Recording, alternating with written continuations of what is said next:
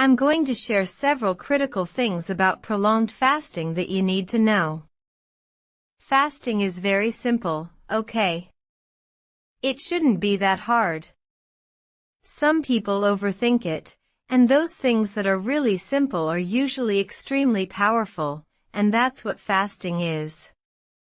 I mean, it's actually mind-blowing to think that the absence of food, just not eating, can create so many powerful effects. And if you haven't tried it, you should definitely try it. To understand the benefits of fasting, you want to compare it to another subject, and usually a subject that would be the opposite, okay? And that would be snacking, okay? If you look at what snacking does to the human body, it is absolutely, positively devastating. In fact, I think out of all the things that you can do that create a negative influence on your body, snacking is at the top of the list because of what it does to insulin. It's a chronic increase in elevation of insulin, which then leads to just a million other problems. I mean, when you think about it, I guess I'll just pull this up right here real quick. I don't think you can ever heal the body with eating frequent meals, okay? We have this idea that you have to heal the body with food, right? Like food is nourishing. Actually, it might be nourishing, but to really heal, you're better off not eating. This idea that breakfast is the most important meal is a total lie, and I used to promote it before I learned otherwise. What about promoting like bedtime snacks for kids, right? Or after-school snacks, or this advice that you should never miss a meal, right? Which I have no idea who started that. Well, actually I do. It's the snack food industry that started that. And for some reason, this snacking food industry just doesn't like me for some reason. I don't know why it is. So, if we look at snacking, snacking actually makes you more hungry because you're eating a small amount of calories and you're stimulating insulin, and that lowers your blood sugar about an hour and a half later. So, you're going to stimulate hunger, not stimulate your metabolism, okay? You're going to stimulate hunger when you snack, and it's going to promote more hunger, okay? So, you're never ever going to fix hypoglycemia by eating these snacks because it just keeps that hypoglycemic low blood sugar thing going on and on and on. In fact, it actually slows your metabolism, or shall I say slows your ability to lose weight, because you develop insulin resistance from this constant increase of insulin. And also, it's going to promote a need for a nap, okay? Right after you eat, you're going to feel like you need a nap. And you may find that eating does reduce moodiness and grouchiness, but soon after, about an hour later, when your blood sugars drop, you're going to revert back to this moodiness. In history, a lot of great thinkers have commented on fasting and had something to say about it. Hippocrates said, "To eat when you are sick is to fuel your illness." Fascinating, right? And then we have the ancient Greek philosophers, right, the great thinkers. Pythagoras required fasting of his students, okay, so they can think more clearly. Plato, Aristotle were advocates of fasting. Ben Franklin said, "The best of all medicine is rest and fasting." Mark Twain said, "A little starvation can really do more for the average sick person than the best medicine and the best doctors." Another very interesting point about your fat, okay. Your adipose tissue, where did it come from? Why did we develop this fat tissue that you hate so much? Well, we developed it from scarcity of food, okay. Food scarcity. And what this fat really is, it's an efficient way of surviving. It's a way to make your energy very efficient. And when some people express that they have a damaged or slow or ruined metabolism, what they really have is an efficient metabolism because now the body can go with just a little bit of food for long periods of time, and that fat is retained. So, fat is all about prolonging fuel. It's all about helping you survive when there's no food. So, therein lies the secret to losing fat, okay? Can you do it by adding more food, by eating something? No. You want to mimic why we developed it in the first place. We want to mimic starvation, but not really starvation. I want to actually kind of clarify what I mean by a mimic, okay? The difference between fasting and starvation really has to do with one thing: control. Who's in control? When you're fasting, you're in control. When you're starving, you're usually being controlled by the environment because there's no food. So, if we were going to mimic starvation, we're really being in control because we could eat if we want, right? And so, the secret to getting rid of your fat really is just to do prolonged fasting. The power of prolonged fasting is just remarkable for your health. So, let's go through the 7 critical things that you need to know, okay? The first thing I want to mention is that when you do fasting, you really only want to drink water. You can have tea, you can have some coffee, but you definitely want to take supplements. The reason is because nowadays people are so deficient in nutrients. So, even though when you go through fasting, your body adapts and becomes very efficient at holding nutrients, and the requirement of nutrients is a lot less, you could still have certain deficiencies of both trace minerals, especially, and other things like electrolytes and even the B vitamins. So, I recommend taking your supplements. The 2 main categories of supplements I would recommend are the electrolytes and the B vitamins, but of course, if you can also do some other ones like vitamin D, vitamin C, that would be important. What you don't want to do is you don't want to do like branch-chain amino acids. You don't want to have little snacks. No, you don't want to do that. And there are some programs that promote that, but I don't recommend that because what you're going to do is you're going to inhibit this very powerful thing that gives you huge benefits, okay, called autophagy. What is that? That is a condition, it's not a thing, it's a condition, in your body that basically recycles old, damaged proteins. Okay. So, fasting is the most potent trigger to autophagy. And so, autophagy is kind of like self-cleaning. It's cleaning up the old, dead proteins. It's cleaning up pathogens in the body. It's stimulating all sorts of genes for long-term survival and longevity. It helps to clean up damaged mitochondria, which is directly behind the root cause of cancer. So, this is why prolonged fasting is the best solution to cancer. And if you have not seen my videos on 2 amazing success stories with cancer, like stage 4 cancer, I'm gonna put those down below. But it's very powerful. So, autophagy is a condition where you're recycling damaged protein. I'm talking about amyloid plaquing that's involved in Alzheimer's, talking about the damaged protein involved in chronic disease like in your eyes, like from diabetes, from chronic inflammation. And by the way, when you start doing prolonged fasting, you can just erase any inflammation in the body, and it's amazing for autoimmune type conditions as well. So, we're recycling damaged proteins, not just your muscles, but proteins involved in the enzymes, all the different metabolic pathways. The things that are damaged, it cleans all that up. So, just make sure you do your water, a couple other things like tea and coffee, and your supplements, but nothing else, okay? The other thing I want to bring up is the amount of water. I would recommend at least 2.5 liters of water.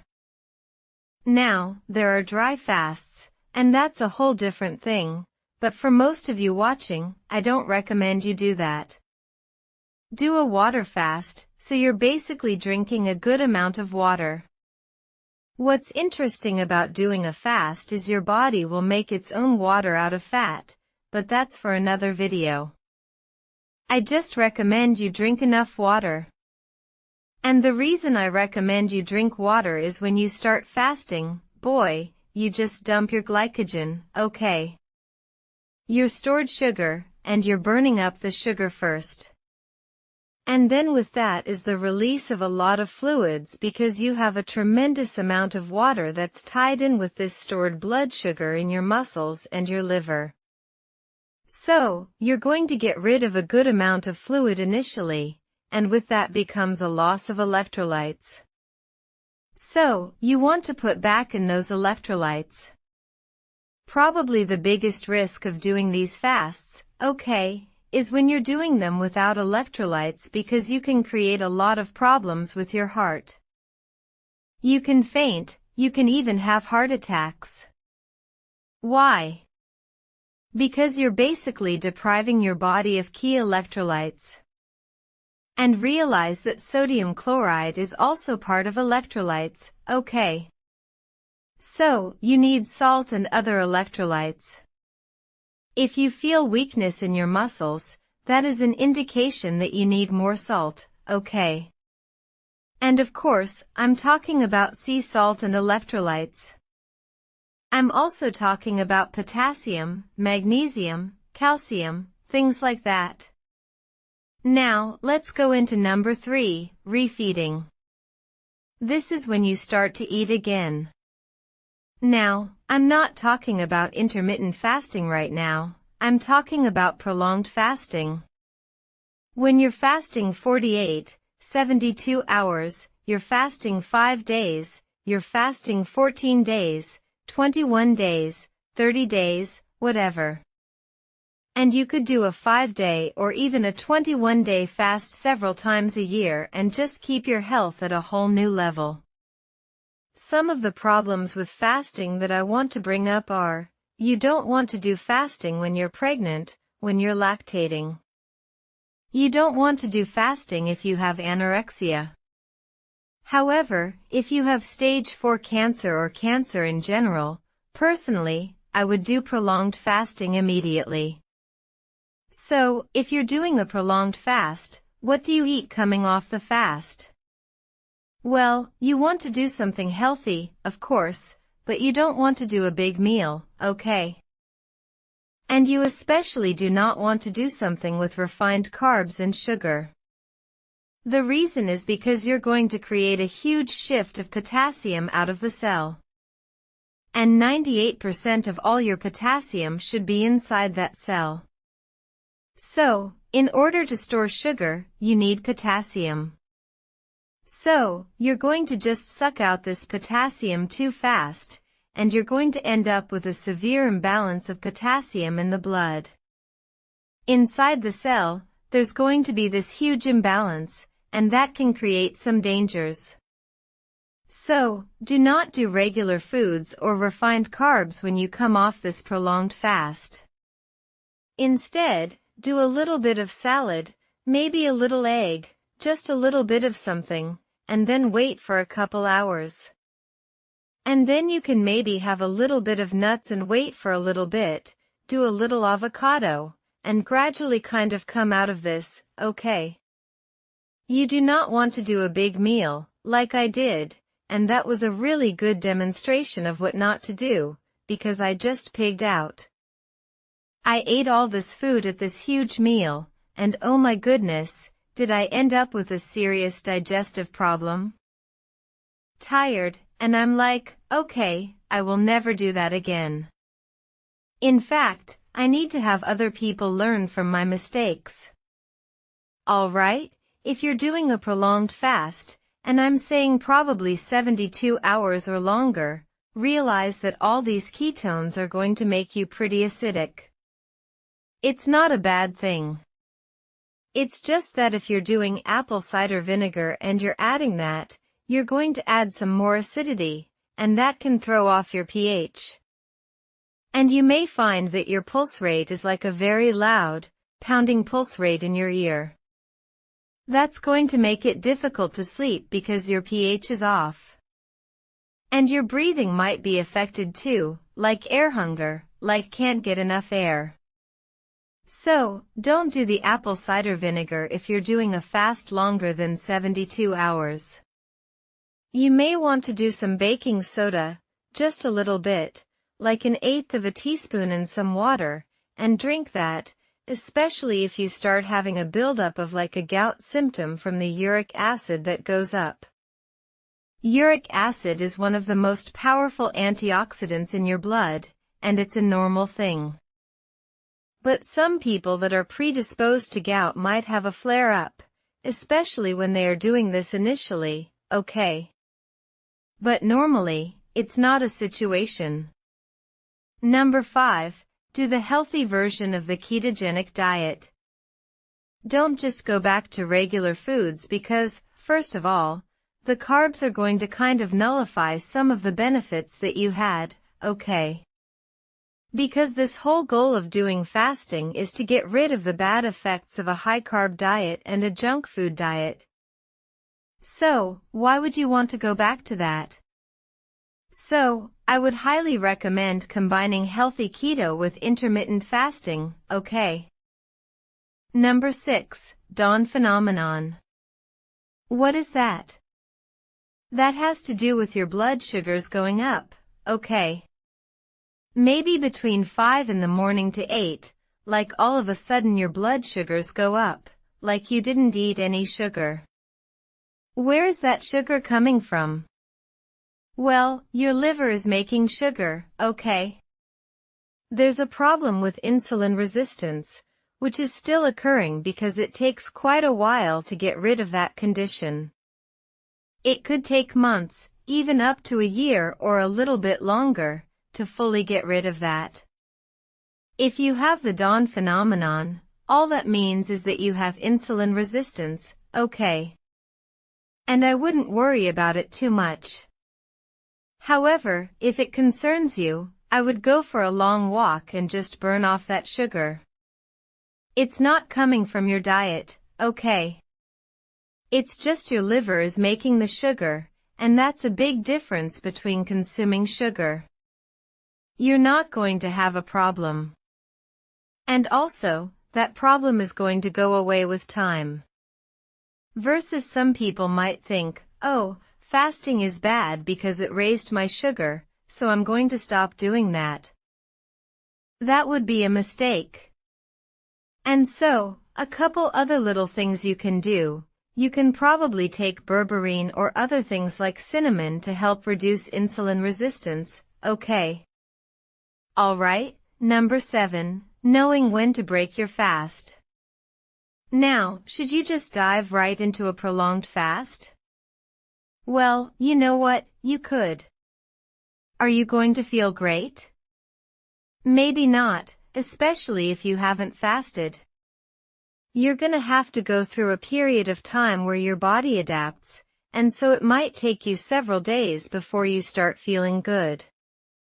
So, a lot of people do this gradually and they kind of ease into it after doing weeks of intermittent fasting. So, you could just cold turkey jump right in and do prolonged fasting, okay? However, when you start fasting, what you're really doing is you're switching from the glucose fuel to the fat fuel, okay? And then also, the body then has to make new enzymes for ketones, okay? So, your body actually is running on fatty acids as well as ketones, especially for your brain. Your brain can't run on fatty acids, it runs on ketones. So, just think about this. You're not going to feel really good in your head when you start doing fasting simply because it takes a while to develop ketones. So, in the meantime, what you could do is take MCT oil, or you can take ketone supplements, and get rid of those symptoms.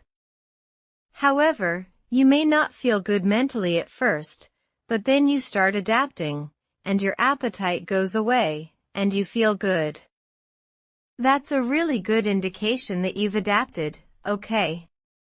So, if you're doing this gradually, there's always going to be a transition phase where you're going to have to go through something that's going to be uncomfortable. But just realize, push through that. You might have hunger pains, you might feel a little bit kind of off, but then if you push through that, that will go away because your body is forced to adapt to this new method of burning fuel. There's no other shortcuts other than just pushing through that sometimes. So, at some point, going from intermittent fasting to prolonged fasting, you're going to have to go through a little bit of this transition. It's normal, it's not abnormal. I'm just letting you know before you go through it so you cannot be freaked out about it. But when I say, don't eat if you're not hungry. Eat when you're hungry, I'm mainly talking about doing intermittent fasting. But when we get into prolonged fasting, should you eat when you're hungry? No. Actually, we're going to just push through that to the other side, okay? So, that's kind of a little point I want to bring up. Now, since we're on the topic of fasting, I think it'd be very important for you to learn a little bit more about how to speed up the process, and that would be how to make insulin more sensitive. So, you should watch this video right here. Please subscribe to my channel for more videos. Thank you.